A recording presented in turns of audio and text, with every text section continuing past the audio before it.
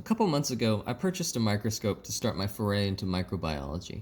I did a lot of the normal examinations on blood and a ton of microorganisms that I had gathered from ponds and lakes and such nearby, and I was really quickly surprised by the ingenuity of the organisms that I was seeing. Typically, when I'm thinking microbe, I think prokaryotes or maybe rather simple eukaryotes, but there was a lot of really complex and really advanced techniques that were being used by these microbes, a lot of them which carry over into our larger scale world.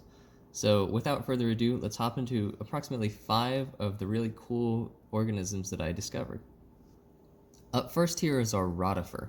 This sort of reminds me of a squid and a little bit like a turtle in that it can retract itself back into its outer bell shape, but it also kind of looks like a squid if you look at it in 3D. It actually has this really cool technique where it sticks these wheel like hair protrusions out and spins the water around, creating little vortexes. These vortexes can be really, really strong, moving around rocks and, of course, a ton of the organisms that it's trying to hunt for by doing so. So, this is sort of a little bit like small scale filter feeding. There goes another rock. Really, really powerful. And they can also move really quickly, too, which is, of course, a huge plus. One other cool thing is that they're transparent so you can see the food that they've eaten. That's basically what that darker area is in them. Up next is arguably the most impressive, and the most likely for me to butcher the name on. This is Basilaria paxillifer. It's a chain colony of diatoms, so a ton of single-celled organisms linking up in the shape of what kind of resemble window blinds.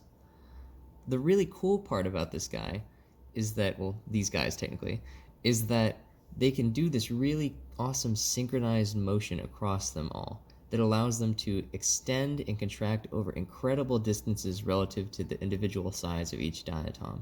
So here's a coiled up one right now that's about to push off of a rock incredibly far.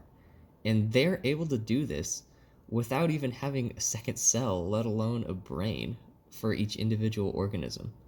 Yet they can go way, way further than any of the individual cells possibly could. So I think this stands as a pretty good argument to how you could have single-celled life that eventually develops into multicellular, which eventually develops and evolves into the bigger stuff that we see today. And it took several tries, but I found everyone's favorite, the tardigrade, i.e. the water bear. A couple different sizes too. Here's our big one. He's got black spots on him, which gives him a little cheetah-like look. And these pudgy little guys have 8 legs and 2 gnarly claws on each of the ends of those legs. Tardigrades are incredibly durable, owed to their different kinds of stasis. So whenever conditions are bad, they can go into this inactive state, sort of similar to hibernation, until stuff gets better. One of the forms for this stasis is whenever there's too little water. So I've actually got some film of here of I believe it's 32x speed sped up of one starting to stretch as it's waking up after being reintroduced to water. And quick little fun fact, there may actually be tardigrades on the moon. There was a little sample sent, though unfortunately the probe crashed, but they could technically still be alive on the surface of the moon. And next is our Vorticella. This is a tulip sort of bell-shaped guy that has a tether leading back to an anchor point. The cool part about this guy is that it snaps back really, really fast. We're not losing any frames on the filming here. It's just incredibly quick going back to that anchor point. You can see the tether sort of coils up too, a lot like a spring. So there might be some sort of spring mechanics going on here, as well as some potential early muscle similarities going on. But it's typically anchored to either rocks or plant matter, but another really cool little guy.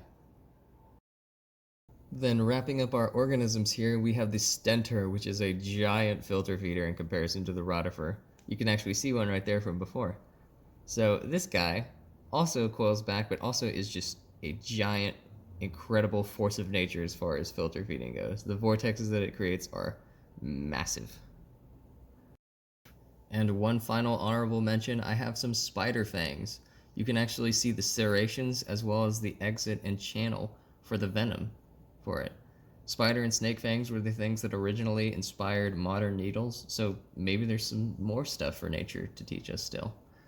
Maybe at one point we'll figure out aging too, like a bunch of the other organisms have. But with that said, I think that's all for this video.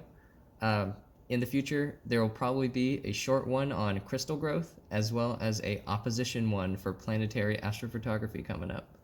So with that said, guys, have a good one. See ya.